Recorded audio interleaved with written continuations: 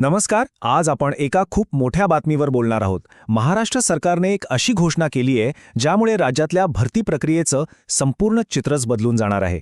आणि हो, याचा थेट परिणाम लाखो उमेदवारांच्या अभ्यासावर आणि भविष्यावर होणार आहे. चला तर मग सविस्तरपणे समजून घेऊया की हे नेमकं आहे तरी काय. तर हे सगळं नीट समजून घेण्यासाठी आपण 5 महत्त्वाच्या मुद्द्यांवर लक्ष देणार आहोत. सगळ्यात आधी, ही मोठी घोषणा नेमकी काय आहे? मग यामागे सरकारची काय कारणं आहेत? ही संपूर्ण प्रक्रिया कशी पार पडणार आहे?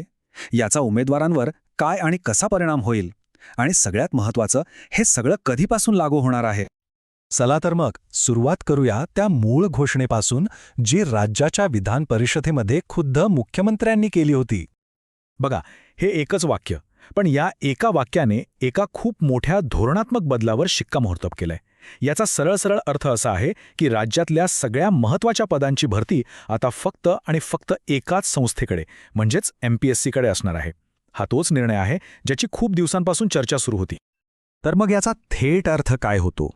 बघा, आत्तापर्यंत MPSC फक्त क्लास 1 आणि क्लास 2 ऑफिसर पदांच्या परीक्षा घ्यायची आणि तलाठी, ग्रामसेवक, लिपिक यांसारखी जी सरळ सेवा भरतीची पदं आहेत त्यांच्या परीक्षा TCS किंवा IBPS सारख्या खाजगी कंपन्या घेत होत्या. पण आता हे चित्र पूर्णपणे बदलणार आहे. या सर्व परीक्षा आता MPSCच्या अखत्यारी देणार आहेत. हा खरंच खूप मोठा बदल आहे. पण आता प्रश्न असा येतो की सरकारने इतका मोठा बदल करण्याचा निर्णय घेतलाच का? म्हणजे सगळ्या परीक्षा एकाच संस्थेकडे देण्यामागे काय विचार आहे? चला, यामागची कारणं समजून घेऊया. सरकारचा उद्देश अगदी स्पष्ट आहे. त्यांना संपूर्ण भरती प्रक्रिया एकाच छताखाली आणायची आहे, जेणेकरून एकच मजबूत आणि पारदर्शक संस्था तयार होईल. पण सरकारला हेही माहिती आहे की एवढी मोठी जबाबदारी पेलण्यासाठी सध्या MPSCकडे पुरेसं मनुष्यबळ नाही. त्यामुळे आयोगाला अधिक सक्षम करण्यालाही भर दिला जाणार आहे. ठीक आहे, मग ही प्रक्रिया नेमकी पुढे कशी जाणार आहे? कारण साहजिकच हा बदल काही एका रात्रीत होणारा नाहीये.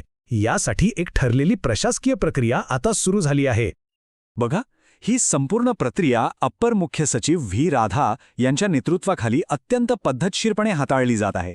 यात काय काय होणार आहे? तर सगळ्यात आधी UPSC आणि इतर राज्यांच्या लोकसेवा आयोगांच्या कामाचा अभ्यास केला जाईल. मग MPSCसाठी एक नवीन आराखडा बनवला जाईल. तो मंजुरीसाठी मंत्रिमंडळाकडे जाईल आणि मंजुरी मिळाल्यानंतर हे बदल लागू केले जातील.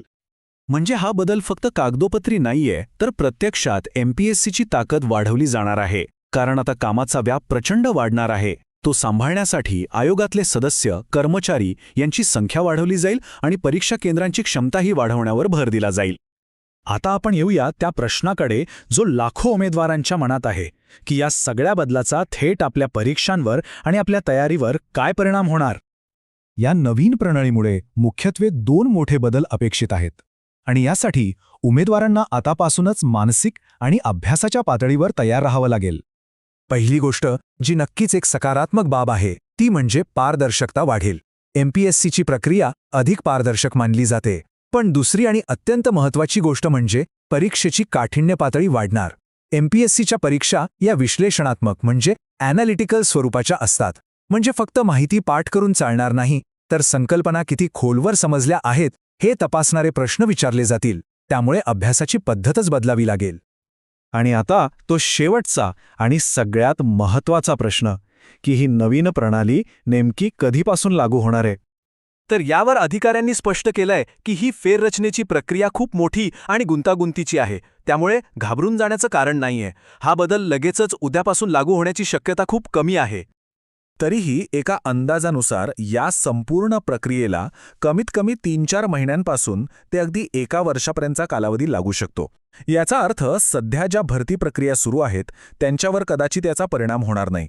पण पुढे काय होईल यासाठी आयोगाच्या अधिकृत सूचनांवर लक्ष ठेवणं खूप गरजेचं ठरणार आहे. तर थोडक्यात सांगायचं तर भरती प्रक्रिया आता वेगवेगळ्या संस्थांकडून एकाच पण अधिक कठोर आणि पारदर्शक आयोगाकडे येत आहे.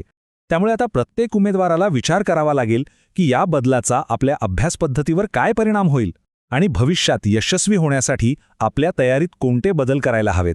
या प्रश्नावर विचार करण्याची हीच योग्य वेळ आहे.